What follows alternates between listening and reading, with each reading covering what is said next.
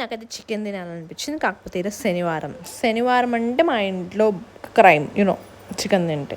So మనకైతే నానమ్మ ఉంది కాబట్టి, నానమ్మ నేను వస్తున్నాను చికెన్ చేసి పెడతావా అంటే రానన్నా అనింది. సో వెళ్ళగానే ఆవిడ ఇంట్లో లేదు, ఎక్కడికో వెళ్ళారు, బయట నుంచి వచ్చారు. నెక్స్ట్ అయితే మనకి సుప్రభాతం అయితే స్టార్ట్ అవుతుంది అనుకున్నాను, కానీ అవ్వలేదు గైస్. ఫ్లాప్ అయిందనమాట హెయిర్ కట్ గురించి. బాగుందా? బాగుంది.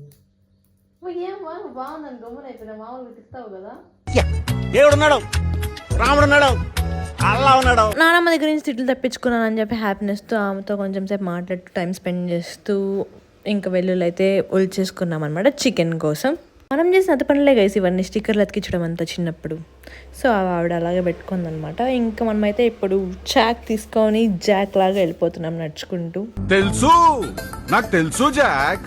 నా ఫోన్కి కానీ మాట్లాడే పని అయితే చాలా తిట్టుకుంటుందేమో, ఇలా అంతా పెట్టేస్తున్నాను అని చెప్పి. ఇంట్లో నుంచి అరిటాక్ అయితే వేసుకున్నాను గైస్ వీడియో కోసం. మన నాన్నమ్మ చేసిన చికెన్ని అరిటాకులు వేసుకుని తింటుంటే అబ్బా అసలు ఆ వీడియోగ్రఫీ, ఫోటోగ్రఫీ, సినిమాటోగ్రఫీ వావ్ అనిపించుకోవాలని చెప్పి. ఏమన్నా గైస్ అబ్సల్యూట్ విలేజ్ అంటే మాది అని చెప్పుకోవచ్చు. చాలా ప్లెజెంట్గా పీస్ఫుల్గా ఉంటుంది. సో గైస్ వీడియో లాంగ్ అవుతుంది. నెక్స్ట్ వీడియోలో అయితే మన నాన్నమ్మ గారు చేసిన చికెన్ అంతా చూపిస్తాను. దాని తర్వాత మనం చాలా ఎంజాయ్ చేసాం అనమాట, అవన్నీ కూడా ఉంటాయి. సో దానికోసం అయితే ఫాలో అయిపోండి, లైక్ చేయండి. Thanks for watching. టాటా, బాయ్.